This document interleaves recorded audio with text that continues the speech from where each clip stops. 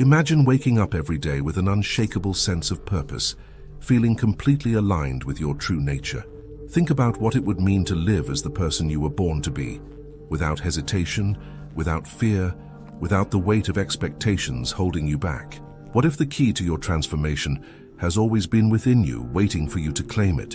And what if I told you that by the end of this journey, you will discover a truth so profound that it might completely change the way you see yourself and your life? Today, we will explore the powerful ideas of Friedrich Nietzsche, a philosopher who dared to challenge the norms of society and encourage people to become their highest selves. Nietzsche believed that most people never reach their full potential because they remain trapped in a cycle of conformity, comfort, and self-doubt. He argued that true greatness is reserved for those who have the courage to break free, to embrace struggle, and to create their own meaning. But here's the real challenge. Very few are willing to take this path because it demands something most people fear: discomfort. From the moment we are born, we are given a script to follow. Society tells us who we should be, what we should value, and how we should behave. We are rewarded for fitting in, for following the rules, for becoming a version of ourselves that is acceptable to others. But Nietzsche saw this as a dangerous trap. He warned that the cost of conformity is the loss of one's individuality. He believed that those who never challenge the expectations placed upon them are doomed to live as mere shadows of who they could have been. Have you ever felt that deep inside you, there is a version of yourself that is stronger, wiser, and more powerful than the one you present to the world? This is not just imagination. Nietzsche believed that within every person lies an untapped potential, a force that, if awakened, could lead to a life of true fulfillment. He called this concept the Übermensch, or the Overman, not as a superior being over others, but as an individual who has transcended their limitations and become the fullest expression of themselves. But here is the uncomfortable truth.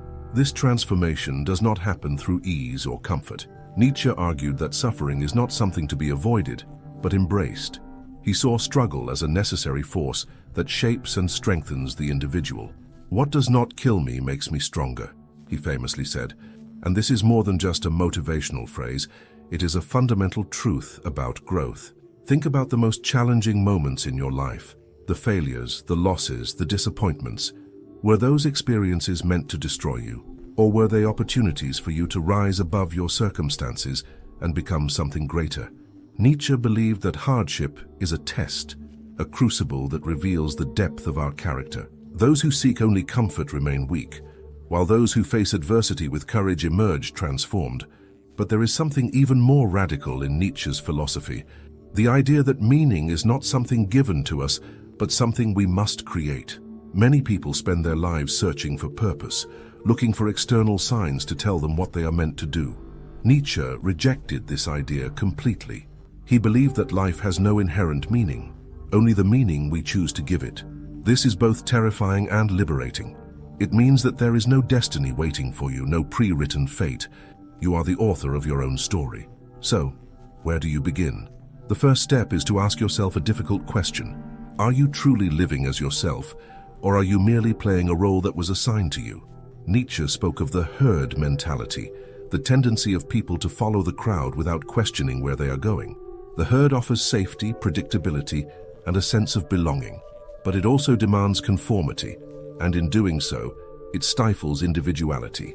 If you want to become who you were meant to be, you must be willing to separate yourself from the herd. This does not mean rejecting society entirely.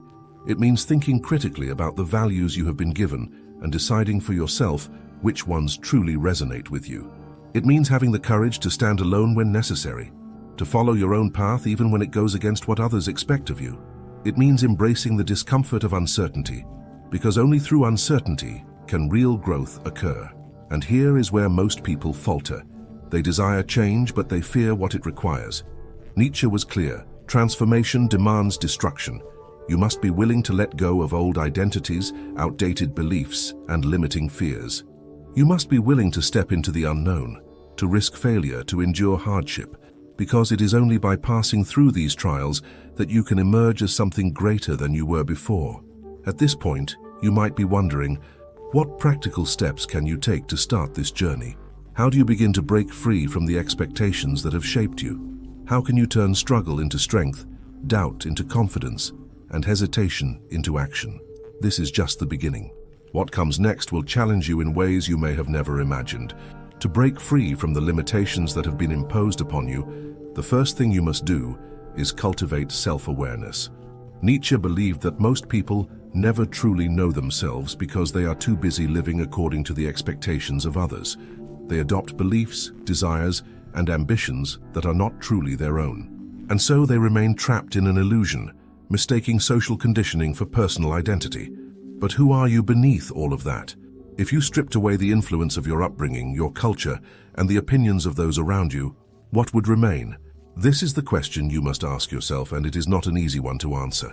It requires deep reflection and the willingness to face uncomfortable truths. Because when you begin this process, you may realize that much of what you thought was you was actually a mask you were taught to wear. Nietzsche believed that this kind of self-examination is the foundation of personal power.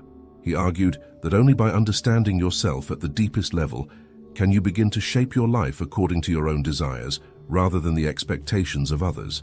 But self-awareness is not enough. Once you recognize the ways in which you have been shaped by external forces, you must take action to break free from them. One of the most powerful ways to do this is through what Nietzsche called self-overcoming. This means constantly challenging yourself to rise above your limitations, to push beyond your fears, and to evolve into a stronger, wiser, and more capable version of yourself. It is a lifelong process, one that demands discipline, courage, and an unrelenting commitment to growth. But self-overcoming is not just about achievement, it is about transformation. Nietzsche believed that those who do not strive for personal evolution remain stagnant, trapped in cycles of mediocrity and dissatisfaction. They become resentful, blaming the world for their unfulfilled lives, instead of taking responsibility for their own growth. This is why he spoke so harshly against victimhood. He saw it as a form of self-imprisonment, a way of surrendering power instead of claiming it. The truth is, no one is coming to save you. There is no external force that will suddenly make your life meaningful. Nietzsche rejected the idea that we should wait for salvation, whether from society, religion, or fate. He insisted that if life is to have meaning, it must come from within. You must be the one to give it purpose. You must be the one to create significance out of your experiences, to turn pain into wisdom, to transform obstacles into opportunities. But this requires something that most people avoid: suffering. Nietzsche did not romanticize suffering, but he understood its necessity. He believed that greatness is forged through hardship, that true strength comes not from avoiding struggle, but from embracing it. This is why he warned against the dangers of excessive comfort. He saw comfort as a silent killer, something that weakens the spirit and dulls the will.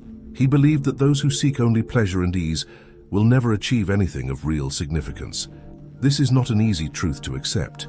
Modern society conditions us to avoid pain at all costs. We are taught to seek instant gratification, to numb discomfort with distractions, to escape rather than confront.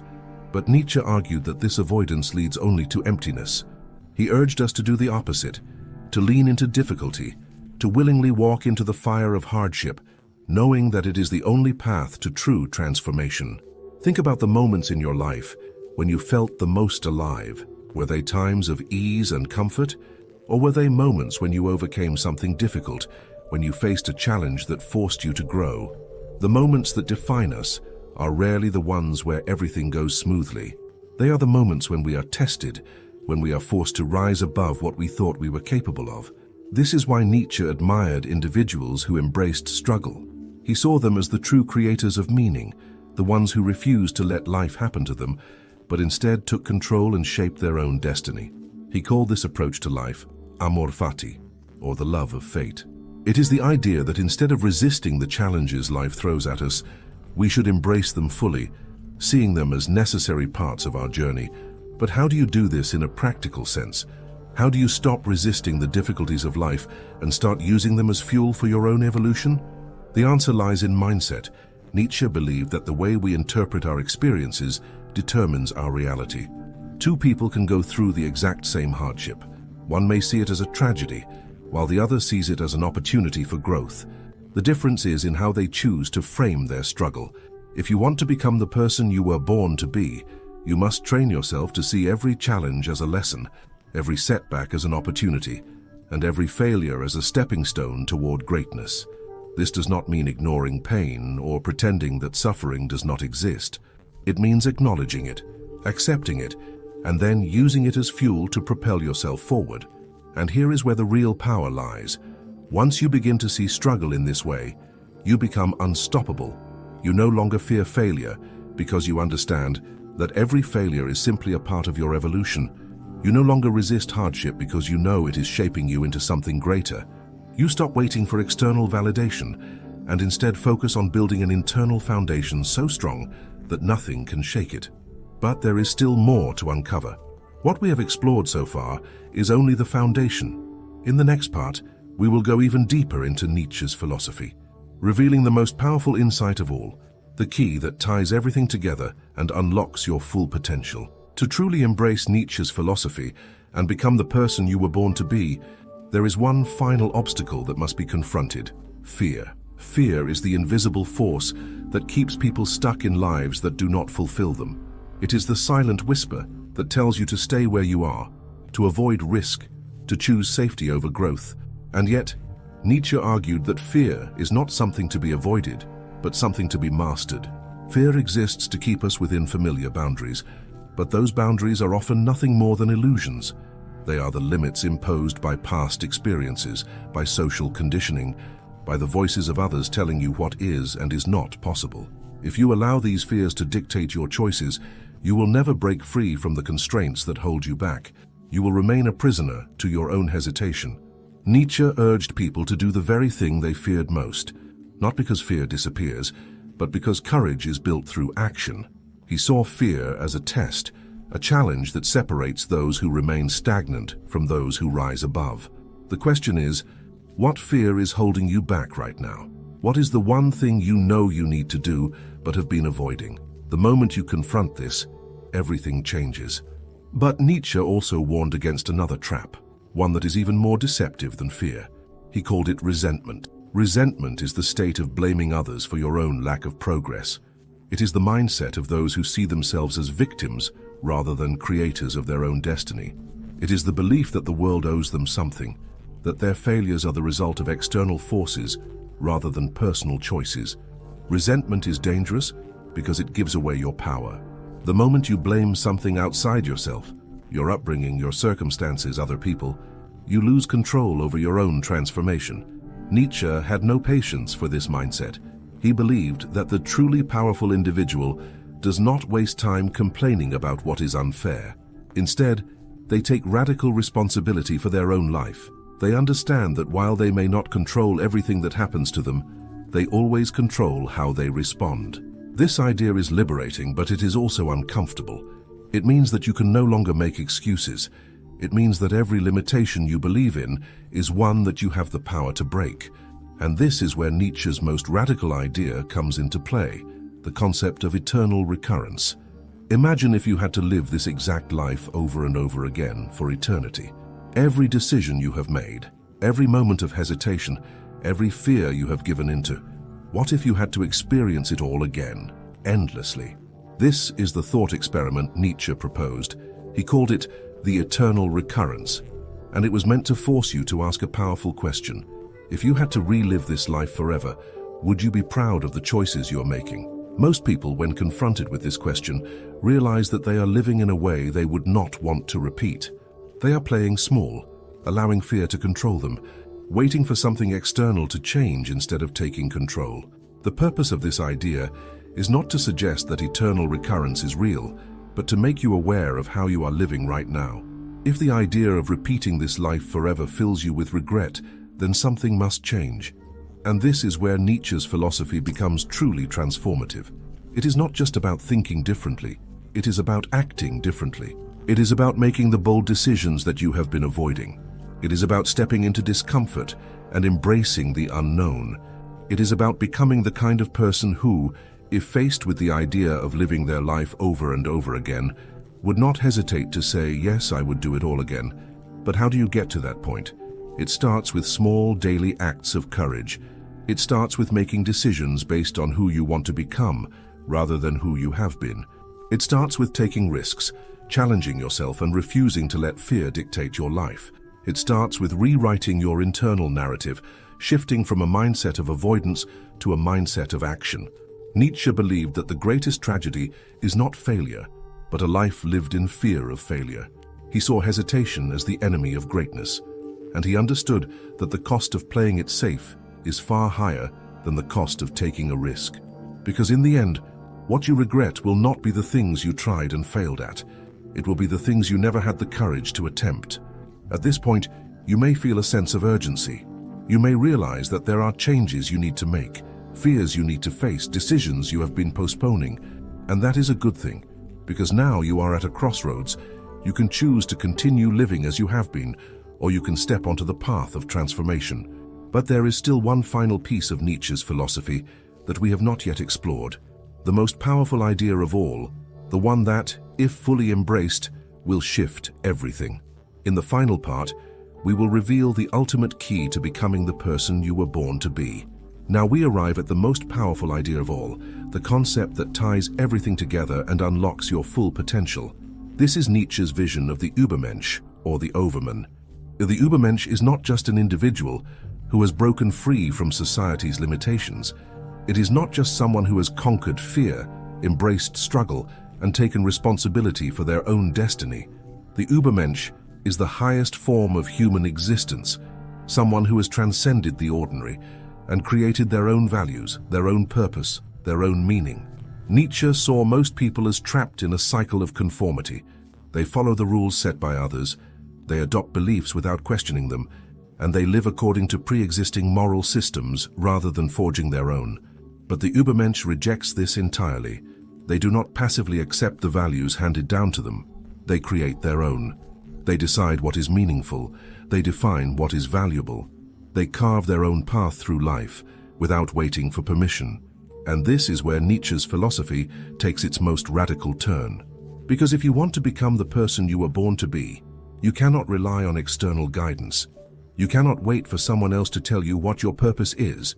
You must decide for yourself. This is difficult because it means embracing uncertainty.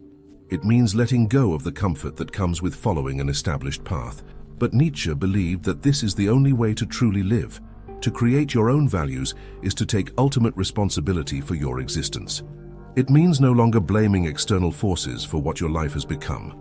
It means no longer waiting for meaning to be given to you, but instead, creating it from within. The Übermensch is not concerned with approval. They are not trying to fit in or be accepted. They are entirely self-driven, guided by an internal compass rather than external validation. This is why they are free. Because when you stop looking to others for permission, when you stop seeking validation, you become untouchable. You become someone who cannot be controlled by fear, by rejection, or by societal expectations. But becoming the Übermensch is not a single moment. It is a process. It is a journey of continuous transformation, of relentless self-overcoming. Nietzsche did not believe in final destinations.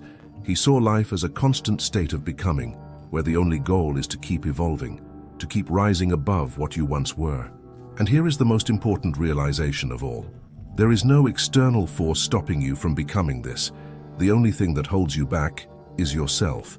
The doubts, the fears, the excuses, these are the only real barriers. The moment you decide to let them go, the moment you commit to this path fully, everything changes. But commitment is key. Most people will hear this message and do nothing with it. They will feel inspired for a moment, but then they will return to their old habits, their old fears, their old patterns. If you want to be different, if you want to step into your power, you must act. So ask yourself, what is the first step? What is the one thing you can do today to begin this transformation? Maybe it is facing a fear you have been avoiding. Maybe it is making a decision you have been postponing. Maybe it is finally letting go of the excuses that have been keeping you stuck. Whatever it is, do not wait. Do not hesitate, because life is happening now. This moment right here is your opportunity to choose who you will become. Nietzsche did not write for the passive. He wrote for those who are ready to take control, to break free, to rise above. If you have made it this far, you are already on the path.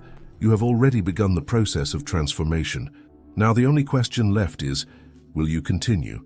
The answer to that question will define the rest of your life. Thanks for looking.